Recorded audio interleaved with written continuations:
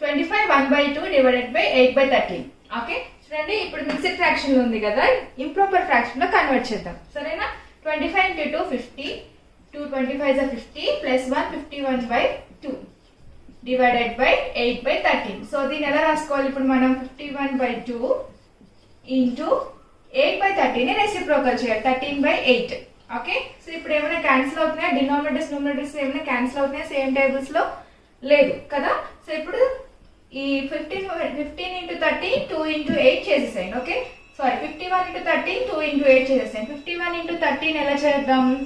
Okay 51 into 10 plus 3 రాసుకోండి, 13. Okay 51 is 51 into 3 153. Okay, so ఈ రెండింటిని యాడ్ చేస్తే ఎంత వస్తుంది? 663 కదా. So 663 by 2 8 is 16 is the answer for this question. Okay, so ఇంకా మోర్ సాల్వ్డ్ సమ్స్ నేను నెక్స్ట్ షార్ట్ లో అప్లోడ్ చేస్తాను. Okay, thank you.